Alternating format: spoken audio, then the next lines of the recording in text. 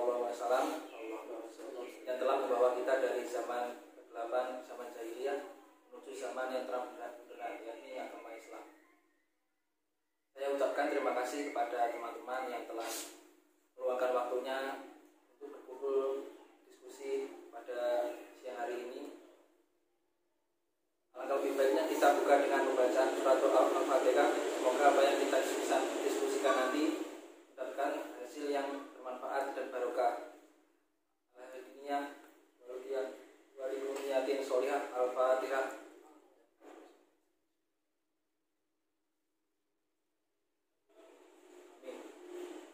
Hari ini diskusi kita bertemakan dengan meluruskan pemahaman tentang Karang Taruna.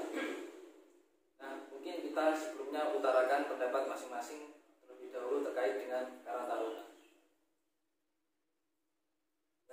Karang Taruna menurut saya adalah suatu wadah perkumpulan di masyarakat yang berorientasi pada kegiatan sosial.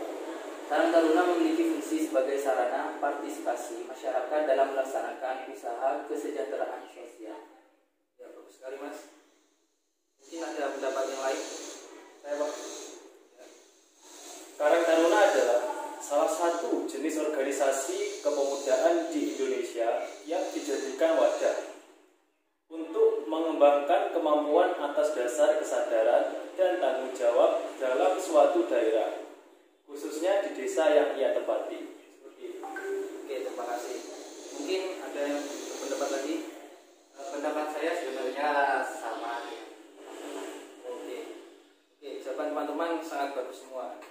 Jika merujuk pada AD/ART Karang Taruna yang diatur dalam Peraturan Menteri Sosial Republik Indonesia Nomor 83 Tahun 2005, ditetapkan di Jakarta pada tanggal 27 Juli, disebutkan bahwa Karang Taruna adalah organisasi sosial wadah pengembangan generasi muda yang tumbuh dan berkembang dasar kesadaran dan tanggung jawab sosial dari oleh dan untuk masyarakat, terutama generasi muda di wilayah desa, kelurahan atau komunitas adat sederajat, dan terutama bergerak di bidang usaha kesejahteraan sosial. Dan tugas Karang Taruna adalah setiap Karang Taruna mempunyai tugas pokok secara bersama-sama dengan pemerintah dan komponen masyarakat lainnya untuk menanggulangi berbagai masalah kesejahteraan sosial, terutama yang dihadapi generasi muda, baik yang bersifat preventif, rehabilitatif, maupun mengembangkan potensi generasi muda di lingkungannya. Jadi Karang Taruna itu tidak hanya terfokuskan untuk pemuda desa saja, akan tetapi untuk semua masyarakat dari yang anak-anak hingga orang tua. Ya, betul sekali, saya setuju dengan pendapatnya. Jadi dalam mensejahterakan warga atau masyarakat itu juga termasuk tugas Karang Taruna. Jadi tugas pokok Karang Taruna adalah secara bersama dengan pemerintah desa dan komponen masyarakat lainnya untuk menanggulangi berbagai masalah kesejahteraan sosial, terutama yang dihadapi generasi muda yang baik, maupun pengembangan generasi muda di lingkungannya, dan juga fokus kepada anak-anak dan orang tua. Mungkin ada yang menambahkan tentang pemahaman Karang Taruna? Ya. Di sini saya ingin menambahkan tentang fungsi Karang Taruna. Di antaranya adalah pertama, penyelenggaraan usaha kesejahteraan sosial.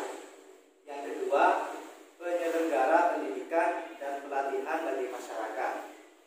Yang ketiga, penyelenggara pemberdayaan masyarakat, terutama generasi muda secara komprehensif, terpacu dan terarah serta berkesinambungan. Yang keempat, penyelenggara kegiatan pengembangan jiwa kewirausahaan bagi generasi muda di lingkungannya. Dan yang terakhir, pembentukan kreativitas generasi muda untuk dapat mengembangkan tanggung jawab sosial. Dan masih banyak yang lainnya, Pak, seperti itu. Oke, bagus sekali pendapat dan tanggapan teman-teman semuanya. Terima kasih. Mungkin cukup itu saja diskusi pada hari ini untuk terkait pemahaman mendalam terkait Karang Taruna. Sekali lagi terima kasih atas kesediaannya untuk hadir di sini. Tetap semangat. Semoga diskusi kita kali ini bermanfaat bagi kita. Kita tutup diskusi ini dengan bacaan hamdalah bersama-sama. Sekian, bila ada salah kata saya minta maaf yang sebesar-besarnya. Akhirul kalam. Wassalamualaikum warahmatullahi wabarakatuh.